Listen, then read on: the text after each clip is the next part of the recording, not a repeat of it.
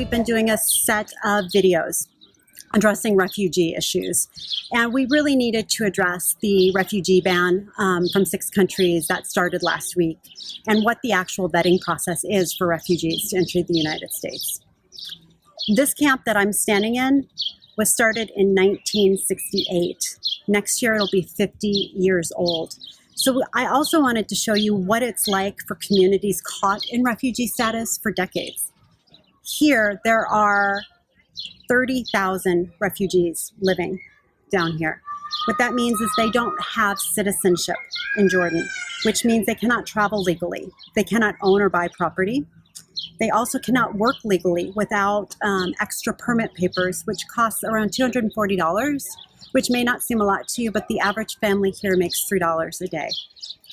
Also, their only health care and education is provided by the UN. Many Palestinians have treatable diseases that go untreated, such as diabetes, high blood pressure, and hepatitis.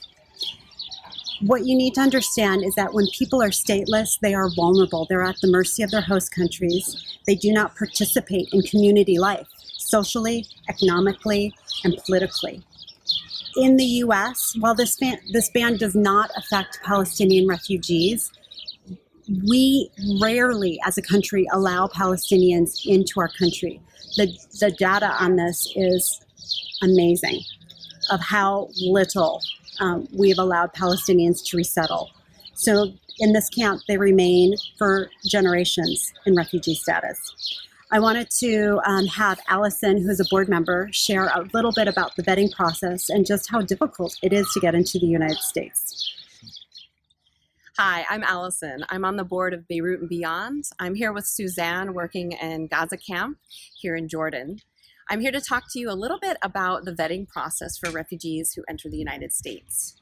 One thing that is important to keep in mind with this is that of all the groups attempting to enter the United States, refugees are the most vetted.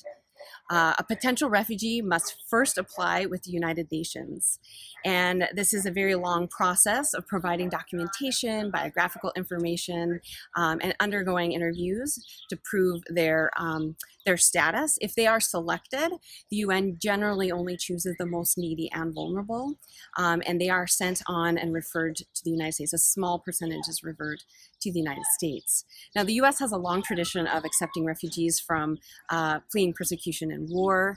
However, they are vetted to a large degree. And this includes a 14-stage process with 9 different governmental agencies, including multiple interviews, biometric data, iris scans, fingerprints, checking against background databases, as well as medical exams. This can take, at a minimum, 1 to 2 years, oftentimes many more. Beyond that, of course, we talk about the debate as how many should we let in, who should we let in. This is ongoing, but it is important to know that that number is set by the president in consultation with Congress. Right now, we're talking 2016, we had 85,000 refugees that were admitted, 72% of whom were women and children.